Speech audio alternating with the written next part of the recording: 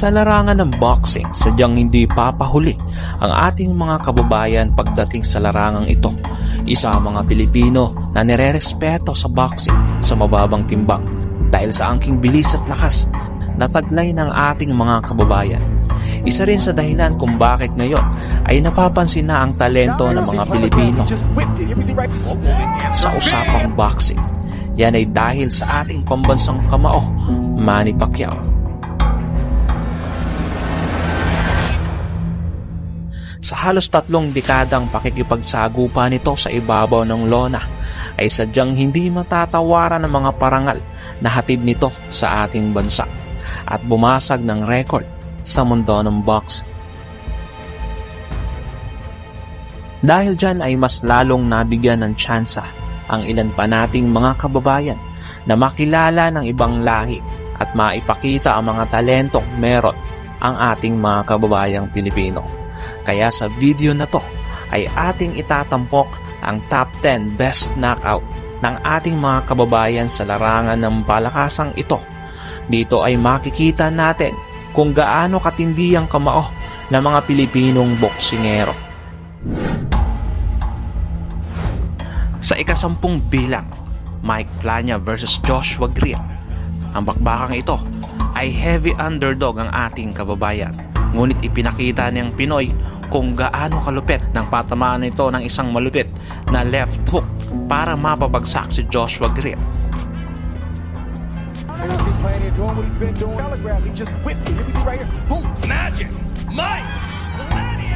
Panalo ang ating kababayan via split decision. Sa ika-9 na bilang, Michael Dasmariñas vs. Karim Guerfi. Kagaya ni Mike Plania, ay heavy underdog din ang ating pambato sa bakbakang ito.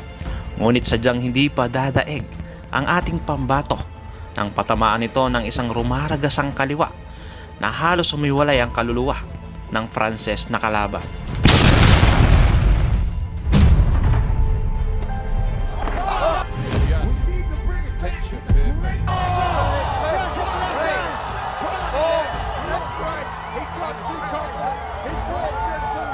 Ika-8 bilang, Janriel Casimero vs. Yamashita. Ang labang ito ay comeback ng ating pambato matapos siyang matalo sa kapwa kababayan na si Jonas Sultan. Sa laban ito ay pinatunayan ni Janriel Casimero na hindi pa tapos ang kanyang karera nang bigyan niya ng rumaragasang uppercut ang Hapon na halos matapyas ang ilong nito sa sobrang lakas ng patama nito.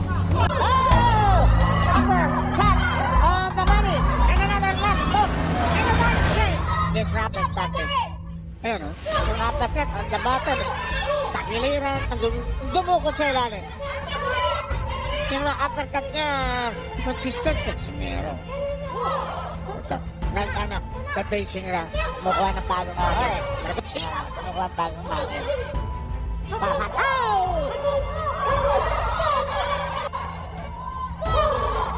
Yung uppercut niya, malapit. And you can see that the bleeding is really bothering Kenya Yamashita. Kaya nga, medyo, si Casimero matras na rin no?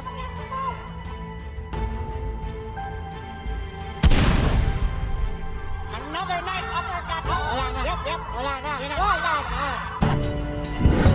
Ika-7 bilang, Casimero vs. Ramirez.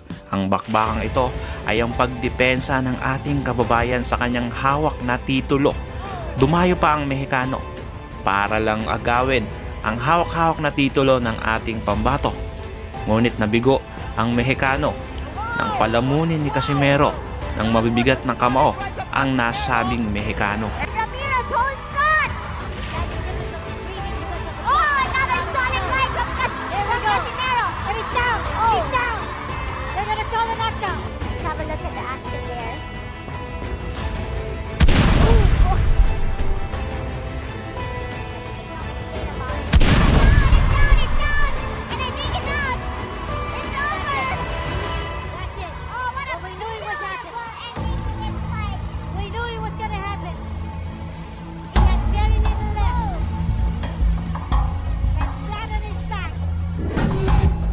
Sa ika-6 na pwesto, Marvin Sonsona vs. Shimoda.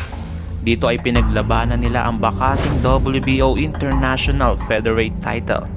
Kapwa sila mga kampiyon sa kanilang dati mga dibisyon na pinanggalingan. Kaya naman hati ang pananaw ng mga eksperto sa bakbakan ito.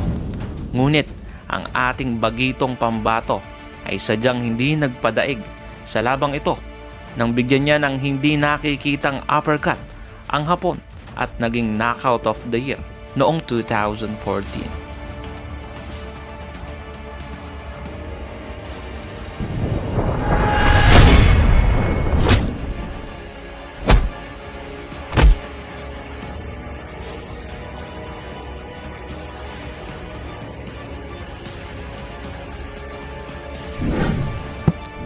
Para sa ikalimang pwesto, Nonito Donaire versus Vic Darchinyan. Taong 2007 ay kinaharap na hindi pa nakikilalang si Nonito Donaire ang sinasabing kinakatakutan sa flyweight division. Ang Australianong si Vic Darchinyan, halos mahigit 2 taon nitong hinawakan ang titulong IBF sa nasabing dibisyon hanggang sa makaharap nito ang ating kababayang si Nonito Donaire at nagulat ang mga tagahanga ng nasabing kampiyon sa sinapit ng kanilang idolo sa mga kamay ng binansagang The Filipino Flash.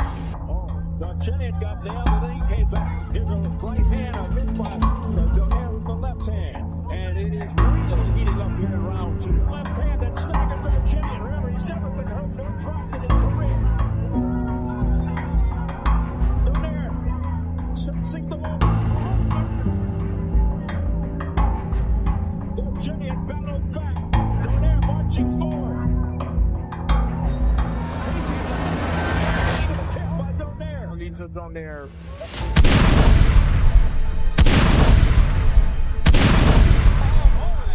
Darchinyan down for the first time. It's almost like it's all over. It's all over. Nonito Donaire has pulled the monstrous upset in emphatic fashion. Sa ika-4 na pwesto, Julio Ceja versus Mark Magsayo. Ang labang ito ay sumukat sa tibay at tatag ng ating pambato dahil hindi rin basta-basta ang ipinakitang talento ng nasabing Mexicano. Ngunit sadyang hindi padadaig si Mark Magsayo sa labang ito at napabagsak niya ang Mexicano at naging knockout of the year nung taong iyon. Ipinakita dito ni Mark Magsayo kung papaano mag-adjust kapag ikaw ay nadedehado at para maipanalo ang nasabing laban. Julio Ceja, now Magsayo jumps back in, and now some renewed figure. Fire left shots on Julio Ceja. I think by boxing the past few rounds.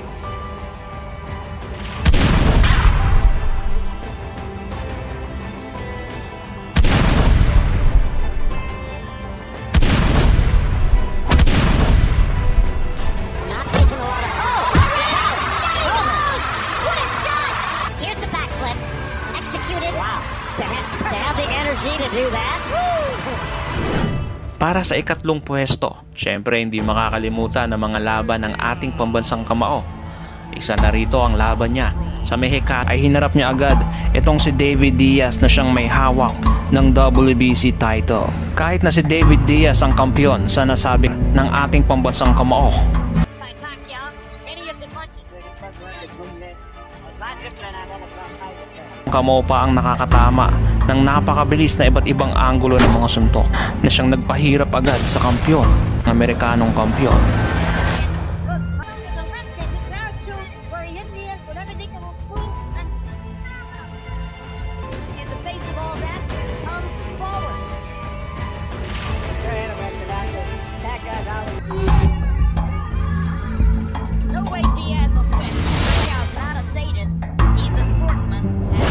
Nagiging delikado ang mga kamao nito habang umuusad ng mga round.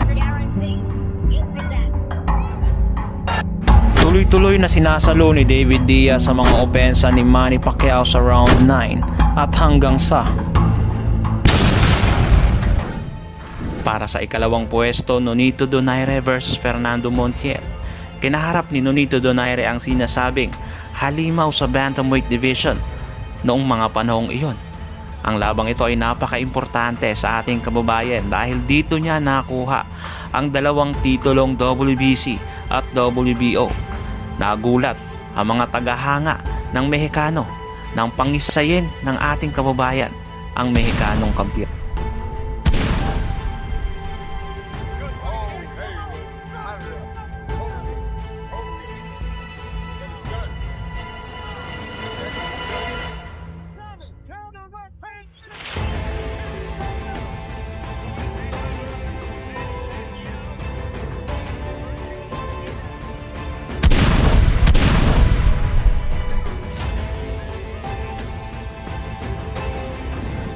Para sa unang pwesto, Manny Pacquiao versus Ricky Hatton.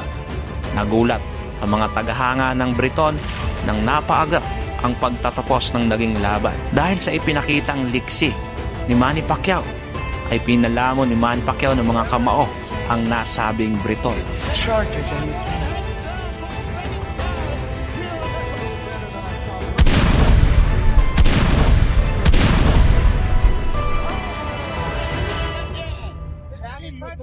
That's it. Ricky Hatton is knocked in the second round on that SmackDown. Is there any question? Ilan pa lamang yan sa marami pang Pilipinong nagpakitang gilas at nagpahanga sa ibang lahi ng lakas at bagsik ng kamao ng ating mga kababayan. Sa pagre-retiro ng ating pambansang kamao ay naway masundan pa ng mas marami pang Pilipino ang yapak na iniwang legasiya ni Manny Pacquiao. Sana ay nagustuhan nyo ang videong tampok natin ngayon at iwan nyo lamang sa comment section kung sinong boksingerong Pinoy ang sa tingin nyo ang bagong magbibigay ng karangalan sa ating bayan. Yan ay ating pag-uusapan. Kung nagustuhan nyo ang video ng tampok natin ngayon, paki-like and share. Mag-iwan ka na rin ng comments para sa iyong saloobin. At kung bago pa lamang dito ay paki-subscribe at huwag kalimutang pindutin ang notification bell button para updated ka sa mga umaatikabong videos tulad nito.